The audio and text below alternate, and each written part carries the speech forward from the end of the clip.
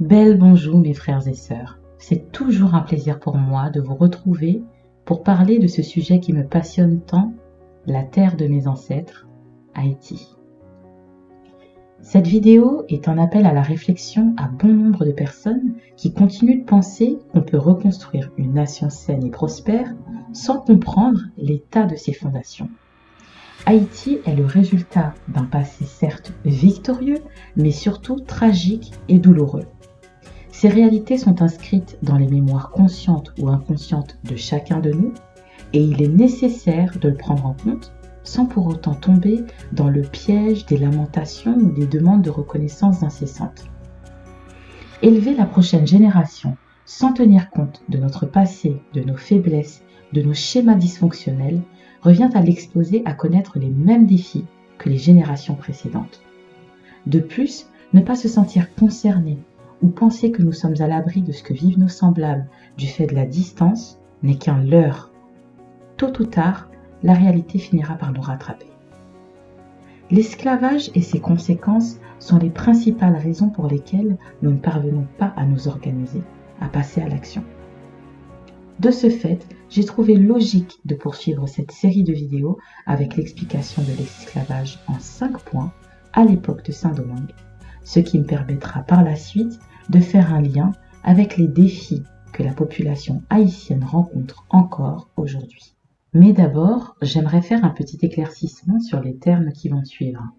Les colons sont des personnes qui quittent leur pays d'origine pour aller soumettre, puis exploiter un autre peuple jugé inférieur, ce qui va donner le mot colonie, défini comme un territoire occupé et administré par une nation étrangère. Il distingue principalement 2 types de colonies, les colonies d'exploitation et les colonies de peuplement.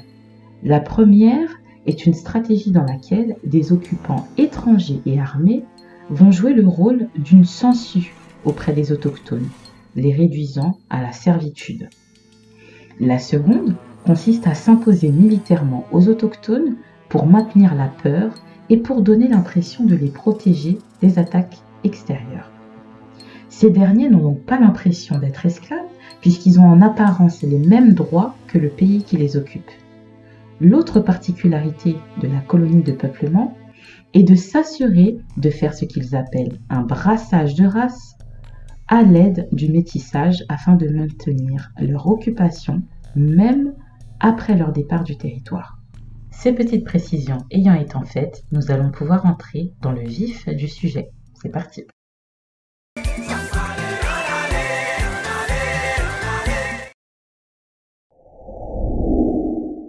En Afrique, après avoir été capturés puis déshabillés, ils les enchaînaient et les conduisaient sur les côtes dans les comptoirs pour négocier leur prix avant l'embarquement vers les Amériques. Juste avant d'arriver en Amérique, ils procédaient à ce qu'ils appellent le blanchissement, qui consistait à les purger, les laver, les raser et les enduire d'huile et de pommade pour les rendre plus présentables. Après plusieurs vérifications, un coup de canon marquait le début de la vente aux enchères. Les planteurs colons les choisissaient en fonction de leur ethnie d'origine, basée sur des stéréotypes. Par exemple, ceux du Congo étaient, je cite, petits et nerveux, donc ils étaient achetés pour les plantations de café. Ainsi, ils choisissaient des hommes et des femmes en capacité physique à endurer des heures interminables de travail. Les femmes avaient un avantage supplémentaire pour les colons, celui d'enfanter, pour assurer une future main-d'œuvre sans devoir aller l'acheter. Vendus, les esclavisés étaient marqués au fer chaud comme preuve d'appartenance. La rumeur des plantations en forte augmentation arrivait aux oreilles de la population européenne. Attirant ainsi des travailleurs en situation de pauvreté en Europe, ils venaient tenter leur chance sur l'île en signant des contrats de travail avec des planteurs qui leur payaient la traversée contre 3 ans de travail gratuit. Mais progressivement, ils se sont rendus compte des capacités d'apprentissage et de transmission des esclavisés. Ils finiront par économiser les traversées bien trop coûteuses des travailleurs blancs venus de métropole et utiliseront le savoir-faire des esclavisés noirs pour rentabiliser le voyage. Ensuite, il faut savoir que chaque entreprise dirigée par des colons était regroupée dans ce qu'ils appellent des habitations ou des bitations. en créole. Dans cette parcelle de terre, on y trouvait le logement du colon, la grande case, les logements des esclaves, toujours stratégiquement situés pour maintenir la surveillance, des savanes ou des pâturages pour les animaux, un entrepôt pour le stockage des aliments, les plantations pour cultiver la terre et enfin un moulin et une usine pour transformer les denrées. Il distinguait sur l'île 3 catégories d'esclavisés. La première catégorie regroupe les esclaves domestiques. Elle concerne toutes les personnes dont les fonctions avaient un lien avec le domicile du colon. Par exemple les bonnes, les boys, les cuisiniers, les dames de compagnie, les nourrices. Ce premier groupe, du fait de la proximité avec le colon, bénéficiait d'un traitement de faveur par rapport à ceux des champs. Ils étaient mieux nourris car ils avaient le droit au reste du maître. Ils étaient mieux habillés car ils bénéficiaient des vêtements dont le maître n'avait plus besoin ou de vêtements neufs, mais uniquement pour ne pas nuire à la bonne réputation du colon lors des visites. Et bien souvent, en fin de carrière, plus en âge de servir le maître, ils avaient le droit d'être affranchis, c'est-à-dire de ne plus avoir le statut d'esclave. La deuxième catégorie regroupe les esclaves à talent. Ils les appelaient ainsi parce qu'ils étaient capables d'exercer divers métiers. Dans la majeure partie des cas, l'apprentissage était fait par des blancs sur place, et une fois le savoir-faire transmis, l'esclavisé l'apprenait à son tour aux autres. Dans cette catégorie, on trouvait des métiers tels que les forgerons, les charpentiers, les maçons, etc. Toujours dans ce groupe, on retrouve les commandeurs, des noirs esclavisés, mais qui avaient la charge de punir les fautes de ses semblables et de s'assurer de leur bonne exécution, au risque de perdre ses propres avantages. Certains avaient même le privilège d'être envoyés en métropole, soit pour apprendre un nouveau métier, soit pour se perfectionner dans un domaine afin, je cite, d'améliorer la rentabilité de l'entreprise. La troisième catégorie concerne les esclaves des champs ou des plantations. Ils représentaient la population la plus nombreuse. Leurs travaux consistaient à s'occuper de la terre, la préparer, semer, entretenir, récolter les fruits des plantations et enfin transformer les produits récoltés pour l'exportation. En arrivant, les colons ont apporté des plants importés d'ailleurs, généralement parce qu'il y avait une demande importante en Occident de produits exotiques. Par conséquent, les esclaves étaient contraints de défricher de nombreux hectares de forêt pour répondre aux besoins des Occidentaux. Inutile de préciser les conséquences catastrophiques sur la faune. Le travail débutait dès 5 heures du matin, puis à partir de 7h30, ils déjeunaient. Ensuite, ils étaient remis à l'ouvrage jusqu'à la pause entre midi et 14h, puis reprenaient jusqu'à la tombée de la nuit. De toutes les colonies européennes, Saint-Domingue était réputée comme celle où les pratiques esclavagistes étaient les plus brutales. Et ce, malgré le Code noir. En 1685, Colbert, ministre de Louis XIV, rédige le Code noir. C'est un ensemble de textes qui aurait eu pour but d'encadrer la pratique de l'esclavage. Mais la majeure partie du temps, ces règles ne seront pas respectées ou détournées à l'avantage du colon, bien sûr. Il n'hésitait pas à utiliser le fouet, à les mutiler, les torturer si le travail était mal fait ou pour une quelconque désobéissance. Le dimanche était le seul jour consacré au repos, y compris pour les esclavisés, le fameux jour du Seigneur. Les travaux des champs se terminaient dans la nuit du samedi. C'était le seul jour qui leur permettait d'avoir un semblant de liberté. Ils avaient pour habitude de s'occuper de leur jardin les dimanches matins, un lopin de terre accordé par les propriétaires. Et les après-midi étaient réservés aux danses, organisées entre plusieurs habitations. C'était des moments de retrouvailles, de détente, lieux d'échange et bien plus encore. Dans ce contexte, la famille ne pouvait avoir le même sens que celui qu'on connaît aujourd'hui, et encore moins le sens qu'elle avait avant l'esclavage. En Afrique comme en Amérique, les clans ou les tribus étaient composés d'individus d'une même famille sous l'autorité d'un chef qui faisait lui-même partie de cette famille. La famille était la seule solution face aux dangers extérieurs. Ils étaient dépendants les uns des autres, en presque incapacité de prendre une décision seuls. En les privant de leur environnement, c'est la majeure partie de leur être qu'ils arrachaient. Ils se sont retrouvés en compagnie d'hommes et de femmes d'origine, de langues différentes, et parfois même avec des tribus ennemies. Ils étaient condamnés à accepter le fait qu'ils ne retrouveraient probablement jamais leur famille respective et à devoir passer le reste de leurs jours avec des inconnus qu'on leur a imposés. Il arrivait par le plus grand des hasards que des individus d'une même famille se rencontraient dans les plantations. Mais ils développaient des mécanismes de protection pour limiter le choc d'être à nouveau séparés. Leurs retrouvailles étaient donc très distantes et peu chaleureuse. La plupart du temps, à l'exception de la femme et de son jeune enfant, le reste de la famille se voyait dispersé dans des îles différentes, entre le sud des États-Unis, les petites et les grandes Antilles et l'Amérique du Sud.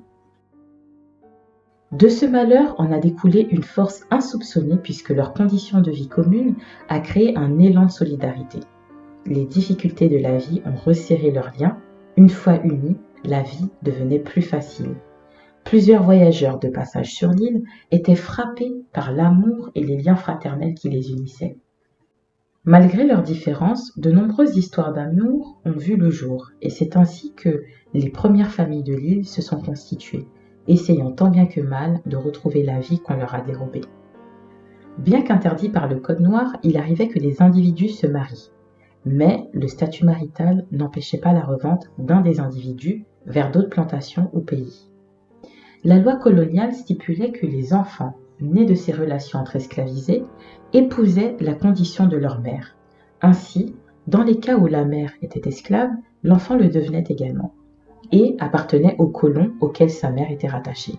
Enfants qui, à partir d'un certain âge, serviraient eux aussi de main-d'œuvre sans dépenser le moindre sou. Certains colons avaient des rapports sexuels non consentants avec les femmes esclavisées. Ces relations étaient également interdites par la loi, considérées dans un premier temps comme un danger pour la survie du colonialisme. L'enfant issu de cette relation, appelé mulâtre, était malgré tout soumis aux mêmes lois que le reste des esclavisés. Comme son nom le rappelle, le mulâtre était considéré comme une nouvelle race qui, en fonction des situations, donnait ou non un avantage aux colons. La violence était omniprésente sur l'île, tant physique que morale. Pour la femme, les viols endurés entraînaient de nombreuses conséquences, mais parmi les plus injustes, on retrouvait le dégoût de la part de son compagnon, qui voyait en cet acte de l'adultère. La femme était la seule à devoir assumer entièrement son rôle, puisque l'enfant était privé de son père. Elle devait donc assurer à elle seule le bon développement de l'enfant. L'homme jouait un rôle de second plan dans la vie de la femme et dans l'évolution de son enfant. L'homme, humilié par son impuissance et réduit à l'unique rôle de procréation, commençait à développer des troubles du comportement comme les addictions à l'alcool, et dans de nombreux cas à faire preuve de violence physique et certainement verbale envers les siens et plus particulièrement envers sa compagne. L'enfant, quant à lui, développera inévitablement des difficultés du même ordre que ses repères et qui, en absence d'autres exemples, le transmettra à ses propres enfants. Il y aura donc des conséquences sur son estime de soi, sur le rapport aux autres, sur sa construction identitaire et sur sa santé. Progressivement, ces familles créeront une nouvelle société sous le regard distant mais attentif des colons, entre bossales, créoles, esclavisés nés sur le territoire et mulâtres. Du côté des marrons, la vie n'était pas plus facile. Pour rappel, un marron est un esclavisé fugitif. Mais comme je l'ai abordé dans la vidéo précédente, les taïnos, appelés les rouges, en moindre quantité dans les plantations, avaient une connaissance parfaite de l'île et des différents abris dont elle dispose. Ils sont venus en aide aux marrons en fuite contre leur ennemi commun. Ces deux peuples finiront par créer parallèlement une société riche de leurs expériences respectives et de leurs nombreux points en commun. C'est cette nouvelle société inconnue des Européens qui jouera par la suite un rôle majeur dans la libération du peuple haïtien. Au moment du choix des captifs, les acheteurs n'hésitaient pas à faire appel à des médecins pour examiner leur état et s'assurer qu'il s'agissait d'un bon investissement. Dans certains cas, ils n'hésitaient pas à leur lécher la peau pour tenter de détecter des maladies. Les esclavisés ont été nombreux à connaître des maladies. Les maladies débutaient généralement à cause des conditions de propreté dans les cales de bateaux. Elles sont décrites comme étant des plus déplorables. Leur entassement à bord pour rentabiliser au maximum le voyage créait une proximité qui explique la rapidité des propagations des maladies. On comptait entre 400 et 600 esclavisés sur un bateau négrier, engagé par 40 à 45 hommes d'équipage. La traversée durait 2 à 3 mois. Entre ceux qui rencontraient des maux de mer, les personnes n'étant pas habituées à cette nouvelle façon de s'alimenter, et ceux qui étaient nourris de force à l'aide d'un spéculum pour écarter les mâchoires, on peut facilement imaginer la souillure des bateaux. sans compter le fait que pendant de longs jours, ils voyaient que très peu la lumière du jour. Certains reportent même que pendant une traversée, ils avaient le droit de monter que 3 fois sur le pont. Parmi les maladies les plus répandues et meurtrières, il y avait le scorbut, la variole, la fièvre jaune, qui pouvaient anéantir toute la cargaison en très peu de temps, y compris les colons. Ces maladies se sont rapidement répandues dans les colonies, ajoutant à celles déjà importées sur l'île chez les indigènes. Lorsqu'un esclavisé tombait malade, dans un premier temps, il devait rechercher les remèdes dans la nature pour se soigner par lui-même, car le colon voyait ses esclaves comme des êtres paresseux et les suspectait d'utiliser l'excuse de la maladie pour ne plus accomplir ses tâches. Et lorsque la maladie persistait, après vérification, le colon lui permettait de mieux se nourrir, considéré comme premier soin. Pour finir, sans amélioration, le colon envoyait son esclave à l'hôpital. Les esclavisés étaient très peu nourris. Les colons préféraient les laisser mourir et acheter d'autres hommes puisqu'ils rentabilisaient un esclavisé en 1 an et demi. Malgré les soins apportés tardivement, la plupart du temps, cela aura pour conséquence de nombreux décès, dont beaucoup de mortalité infantile. Les témoins de cette barbarie décrivent les esclavisés comme paraissant insensibles à la mort, puisque le même sort les attendait. C'est pourquoi il leur fallait trouver une échappatoire pour endurer ces épreuves. Et c'est du côté de la spiritualité qu'ils trouveront leur espoir. Contrairement à l'Afrique qui avait déjà pris connaissance des hostilités des Occidentaux ou des Orientaux, les civilisations précolombiennes, elles, n'avaient jusqu'alors eu aucun contact avec les Européens. Ce fut un véritable choc des cultures parce qu'ils n'avaient aucun point en commun. D'ailleurs, ce n'est pas pour rien qu'ils ont nommé ce continent le Nouveau Monde. Ainsi, en Alfarica, comme en Almarica, on retrouve des peuples riches humainement, riches en ressources naturelles, équilibrés dans leur société, et de l'autre côté, un peuple affaibli par ses multiples conflits, sans état d'âme, même envers leurs semblables, affamés de pouvoir et de nouvelles conquêtes. Très vite, ils comprirent que leurs différences pouvaient devenir une nouvelle stratégie de domination. À Saint-Domingue, les écoles étaient interdites aux esclavisés, pour la simple raison que si ces opprimés acquéraient les mêmes connaissances qu'eux, ils perdraient leur statut de dominant. Profitant d'un système déjà établi en Europe, mais pas encore développé chez les esclavisés, l'alphabétisation. Ils ne savaient ni lire, ni écrire, ni parler la langue des Européens. Et de ce fait, la méconnaissance prit le nom d'ignorance. Bien qu'eux aussi étaient analphabètes des codes africains et amérindiens, mais ça, chut, faut pas le dire. C'est donc naturellement qu'ils commencèrent à imposer leur langue aux opprimés, non pas dans le but de les instruire, mais pour s'assurer de toujours comprendre leur conversation. Pour rappel, la transmission du savoir chez les esclavisés se faisait principalement à l'oral. Ils réussirent à introduire dans l'esprit de certains des lois morales et donc des valeurs qui finiront par se transmettre à travers les générations.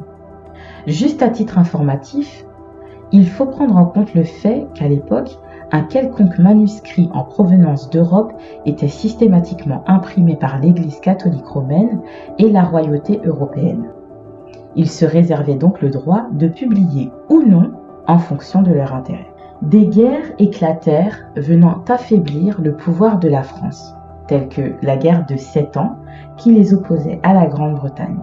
Ils finirent par solliciter le soutien militaire des esclavisés de Saint-Domingue. De ce fait, une partie d'esclavisés se retrouvait au même rang que les combattants français, formés parallèlement aux stratégies militaires. Leur organisation désormais établie, la méconnaissance de la lecture devint progressivement un véritable handicap pour la majorité des Haïtiens.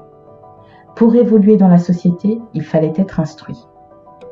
En plus d'un siècle de colonisation française, des castes vinrent faire leur apparition entre les libres de couleur, les mulâtres, dont les droits avaient changé entre-temps, et les blancs créoles nés sur l'île.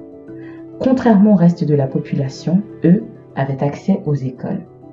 Cette caste émergente vint amplifier les non-droits humains des esclavisés.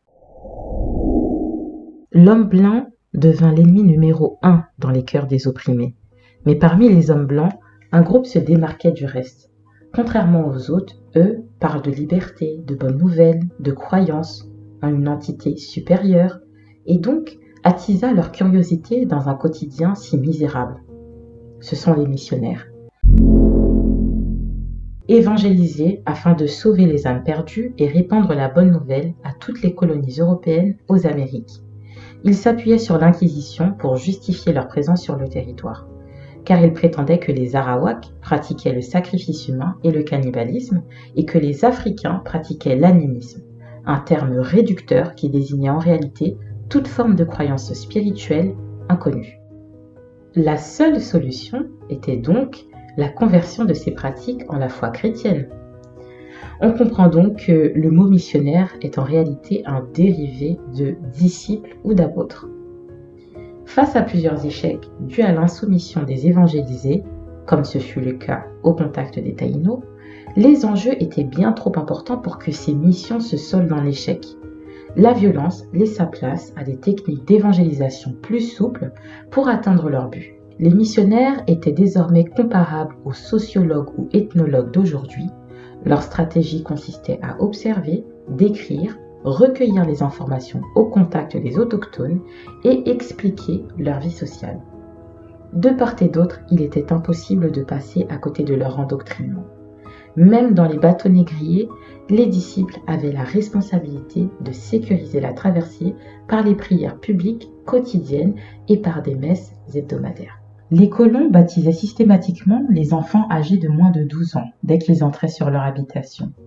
Pour les adultes, ils s'assuraient de leur faire suivre des séances de catéchisme de surface, par exemple en leur faisant apprendre une prière par cœur sans même expliquer le sens des phrases.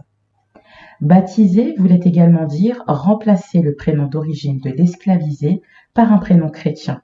Ils étaient privés de nom de famille, meilleur symbole de la rupture du marqueur familial. Bien sûr, comme signe de résistance, les bossals gardaient leur nom d'origine.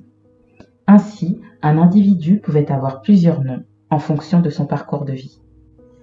Malgré cet acte symbolique qu'est le baptême, il semblerait que les esclavisés de Saint-Domingue conservaient secrètement leurs croyances ancestrales. Oui, parce que, contrairement à ce qu'ils veulent faire croire, ils n'avaient besoin de personne pour leur apprendre l'existence d'un être suprême. Après l'église, pour ceux qui y allaient, ils profitaient de ce moment de temps libre pour se rassembler au fond des bois dans un lieu secret qui avait été désigné lors de la réunion précédente. Ils avaient pour prêtres des leaders du marronnage. Ces rassemblements du dimanche soir étaient rythmés par des instruments construits à partir des éléments qu'offrait la nature. Bien plus que de simples moments de détente, les danses étaient en réalité des moyens de communication spirituelle. Ils pratiquaient brillamment cette langue commune, inenseignable, incomprise de leurs ennemis, malgré les différentes ethnies réunies. Ils différencient cependant différents types de danses, celles pratiquées pour le plaisir ou pour se dissimuler, et les danses faites de préférence à l'abri des regards. La version officielle s'accorde à dire que la deuxième s'agissait d'un culte vaudou. Mais quitte à remettre en question la version originale de l'histoire d'Haïti qu'on nous raconte depuis des années déjà, autant tout interroger, y compris la spiritualité de nos ancêtres. Nous pouvons nous poser de nombreuses questions concernant cette pratique mystérieuse. Aucune parcelle de l'identité de nos ancêtres n'ont été épargnées. Pourquoi la spiritualité serait-elle la seule à être restée pure ? Son rôle principal dans la révolution de 1804 lui donne un caractère essentiel à l'identité haïtienne. À propos du vaudou, Louis-Élie Moreau de Saint-Méry propose dans son ouvrage « Description topographique, physique, civile, politique et historique de la partie française de l'île de Saint-Domingue, tome 1 », une interprétation intéressante qui diffère de la définition commune du vaudou. Selon lui, le vaudou signifie un être tout-puissant et surnaturel. Ce serait un être prenant la forme d'un serpent non venimeux ou une espèce de couleuvre. Il ajoute que cet être aurait la connaissance du passé, la science du présent et la préscience de l'avenir. Tout appartiendrait à cette couleuvre qui ne consent néanmoins à communiquer son pouvoir et à prescrire ses volontés que par l'organe d'un grand prêtre que les sectateurs choisissent, et plus encore par celui de la négresse que l'amour de ce dernier a élevé au rang de grande prêtresse. Il précise même à la page 59 de son ouvrage que ce culte serait suivi d'un repas où l'on ne mange que de la volaille. Ceux qui s'intéressent au vaudou comprendront pourquoi je souligne cette particularité. Bien évidemment, je ne prends pas ces écrits comme des vérités absolues. Cependant, ce manuscrit, dont vous pourrez trouver le lien dans la barre d'infos, est captivant. Bien que subjectif, il détaille minutieusement le quotidien des esclavisés de Saint-Domingue et permet de découvrir l'histoire sous un autre angle. Je vous laisse à la réflexion et j'espère avoir l'occasion d'aborder le sujet de façon plus approfondie dans un autre contexte. Comme je le disais au début de la vidéo, l'erreur à ne pas faire, c'est de penser que ce système n'existe plus, ou pire, qu'il n'a plus d'effet sur nous. Ce qui ne serait qu'une illusion, puisque toujours en nous appuyant sur les 5 points précédents, nous retrouvons les mêmes fonctionnements à notre époque, sous des noms différents et avec des protagonistes différents. L'autre danger serait de remettre tous les torts d'un seul côté, en portant l'attention uniquement sur les atrocités subies. Le risque serait donc de ne jamais se remettre en question et de remettre systématiquement la faute sur les présumés méchants. Pour passer de l'abondance à la détresse, il s'est forcément passé quelque chose. Ensemble, seulement, nous parviendrons à réparer cette brèche. À ceux qui seraient encore dans le déni, les jours à venir vous forceront à connaître votre véritable identité. Passer des heures à essayer de comprendre ou débattre sur les rivalités des autres, tout en méprisant les nôtres, révèle l'ampleur du travail qui nous reste à faire. La prochaine vidéo sera complémentaire à celle-ci puisque j'aborderai le sujet de l'esclavage moderne ou du néocolonialisme en Haïti. Je vous attends nombreux dans les commentaires pour que vous puissiez au moins m'exprimer vos ressentis. S'ils te demandent qui je suis, dis-leur que moi, c'est Echo avec un H, la voix qui fait retentir l'identité des dispersés.